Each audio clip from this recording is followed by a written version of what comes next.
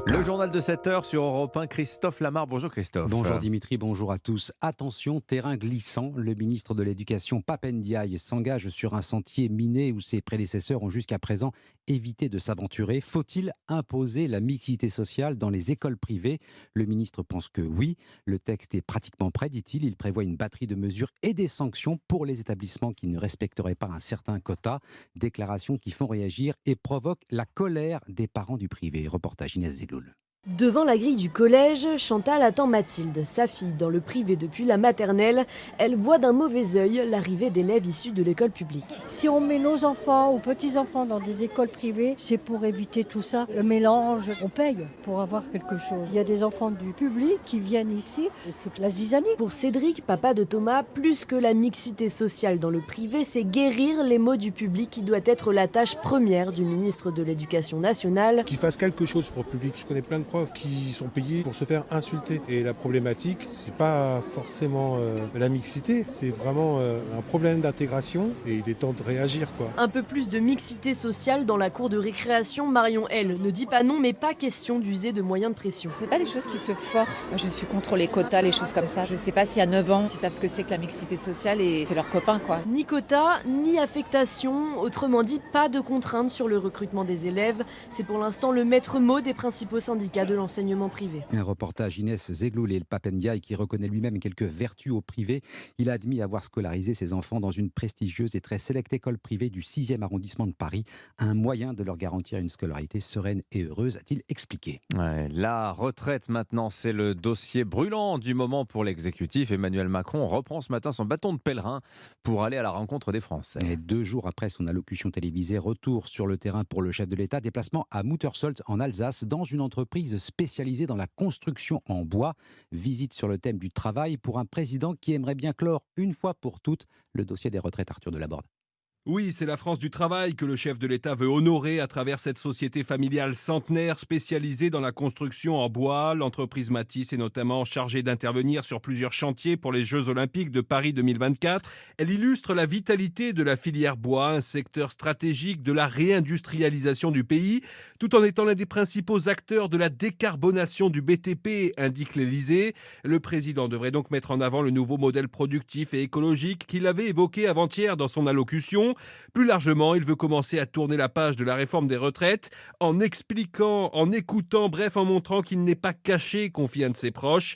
Dans le contexte actuel, sécurité oblige, ce déplacement à Muttersolz a été gardé secret le plus longtemps possible. Malgré tout, Emmanuel Macron devrait être accueilli par un concert de casseroles. L'intersyndicale appelle en effet à manifester sur place à partir de midi. Arthur Delaborde du service politique d'Europe 1, l'Alsace et le travail aujourd'hui, l'héros et l'éducation demain. Autre thème d'ailleurs abordé lundi soir lors de son allocution. Emmanuel Macron se rendra dans un collège de Ganges pour parler revalorisation du métier d'enseignant. Vous écoutez Europe 1 matin, il est 7h04. Tourner la page des retraites, les syndicats et les oppositions parlementaires n'entendent pas tout à fait de cette oreille. Une manifestation unitaire le 1er mai, ce qui n'empêchera pas les actions en ordre plus dispersées d'ici là. À la SNCF, la grève franchira une nouvelle étape demain autour d'une journée d'expression de la colère cheminote. Des rassemblements sont prévus dans les principales gares du pays. À l'Assemblée nationale, le groupe indépendant Lio veut abroger la réforme des retraites. Il déposera un projet de loi le 8 juin à l'occasion d'une niche parlementaire. Le texte est en cours de rédaction. Et voilà qui va apporter de l'eau au moulin des opposants à cette réforme. Elle ne permettrait pas de combler le déficit des retraites à l'horizon 2030. C'était pourtant l'une des justifications, sinon la justification principale pour reculer l'âge de départ. Problème, Barthélémy Philippe, l'Institut d'études économiques Rexecode est moins catégorique que le gouvernement. Oui, l'Institut confirme que la réforme devrait rapporter un peu plus de 13 milliards d'euros à l'horizon 2030.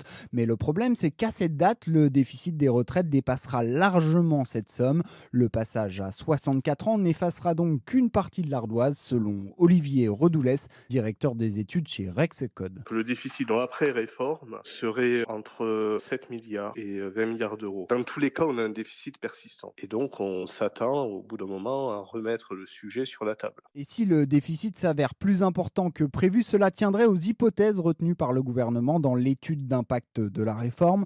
Un taux de chômage de 4,5% seulement et une croissance de 1,3%. On a un problème de biais optimistes dans les prévisions du gouvernement qui ne sont pas absolument invraisemblables, mais qui sont très optimistes. L'Institut Rexecode envisage plutôt un taux de chômage de 7% et une croissance de 1% d'ici 2030. Une conjoncture moins favorable, synonyme de moindres recettes pour les caisses du régime des retraites. Barthélémy Philippe du service économie d'Europe 1. 2 tableaux exposés aux Beaux-Arts d'Angers, au musée de Picardie à Amiens, une sculpture aussi présentée au Louvre, autant d'œuvres volées par les nazis à des juifs allemands rendus hier à leurs ayants droit. Oui, c'est dans ce contexte que la ministre de la Culture, Rima Abdul-Malak, a annoncé un projet de loi pour faciliter la restitution des biens spoliés pendant la Seconde Guerre mondiale. Elle l'a donc annoncé hier au cours d'une cérémonie émouvante. Reportage Arthur Ponchelet.